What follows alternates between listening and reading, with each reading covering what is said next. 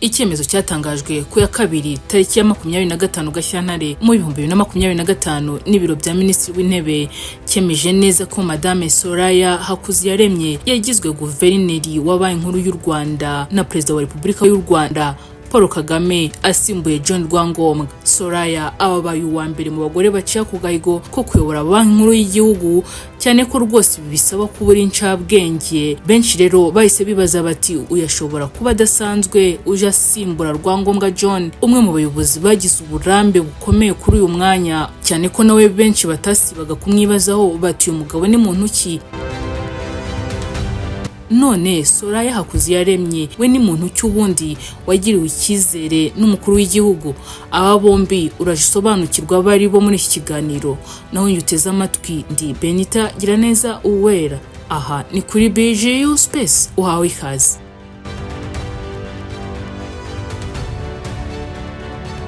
Mu 2021 nibwo Soraya Hakuziyaremye yagizwe guverineri wungirije wa banki nkuru y'u Rwanda avuye ku mwanya wo kuba minisitiri w'ubucuruzi n'inganda. Birumvikana we na Dr Byangombwa bahuriraga muri byinshi mu kazi.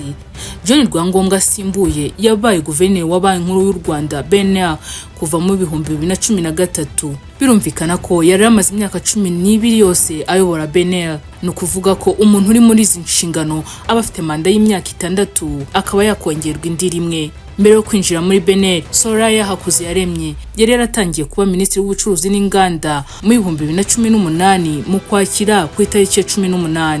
Hakuziyaremye Soraya yavukiye Buruseli, ariko nyuma ubwo yari amaze kugira imyaka 5 ababyeyi be bagarutse mu Rwanda, aho yakuriye akahiga amashuri abanza n'ayisumbuye. Amashuri abanza yayize kuri APR Rugunga, ari naho avuga ko yigiye Ikinyarwanda. Nyuma aza kuhava komereza muri École Belge de Kigali, aho yigaga imibare n'ubugenge. Yize kandi muri kaminuza zirimo Université Libérale de Bruxelles, aho yize ubucuruzi ariko kandi yibanda cyane ku bijyanye n'imari. Aha yanahakuye impamyabumenyi ya Ingénierie Commerciale. Yaje gukomeza kwiga ibijyanye no gucunga ibigo mpuzamahanga muri kaminuza ya Thunderbird School of Global Management yo muri Amerika. Yakoze muri banki zikomeye ku rwego rw'isi zirimo BNP Paribas i Paris, anaba umuyobozi muri Fortis Bank i Buruseli. Soraya Hakuziyaremye yongeye kwandika amateka yo kuba ari we mugore wa mbere uyoboye Menya. Mu 2012 yatashye mu Rwanda agirwa umujyanama mukuru wa Minisitiri w'Ububanyi n'Amahanga. Mu 2014 yashinze ikigo gishinzwe gutanga inama mu bijyanye n'imari, ariko mu 2016 aza gusubira mu gukora muri banki, aza no kuba vice president w'ikigo gishinzwe gukurikirana imikorere y'ibigo by'imari ING Bank i Londres mu Bwongereza. Kuri ubu umwanya yahozeho weguriwe Dr Justin Nsengiyumva wagizwe guverineri wungirije wa banki y'u Rwanda. Uyu kandi yabaye umunyamabanga uhoraho muri Minisiteri y'Uburezi kugeza mu 2008.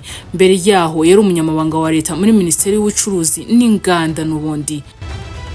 Soraya agihabwa umwanya yaragize ati niby'agaciro gakomeye nanashimira nyakubahwa Perezida Paul Kagame ku Ikizere. Gukorera u Rwanda ku buyobozi bwanyu niby'agaciro gahambaye.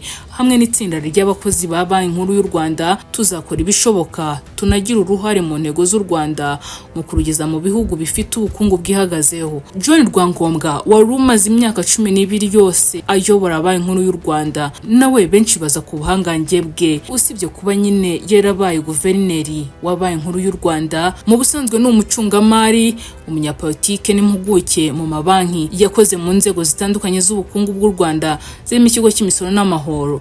Yinjiye muri Minisiteri y'Imari n'Igenamigambi mu 2002. Mu 2005 agirwa umunyamabanga uhoraho ndetse aza kukiyobora guhera mu 2009. Muri icyo gihe nibwo harimo gushyirwa mu bikorwa gahunda ya mbere y'imbaturabukungu ya EDPRS rimwe igamije kugabanya ubukene.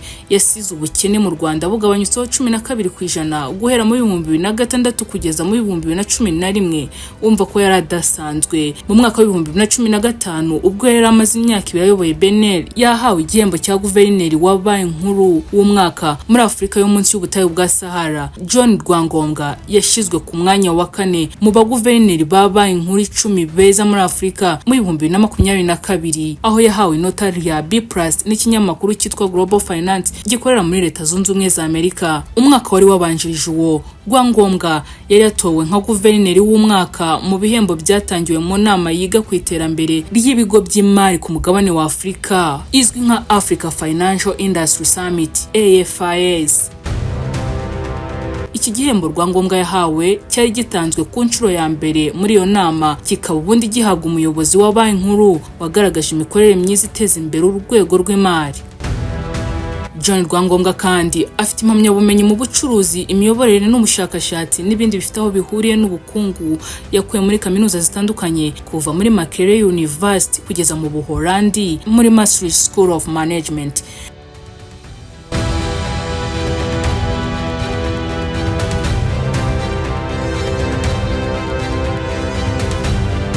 Ninanga dusoje ikiganiro cyacu, mwakoze kubana natwe. Turabita ku gitekerezo cyanyu n'inyunganizi byanyu bidahejwe hano kuri BGU Space.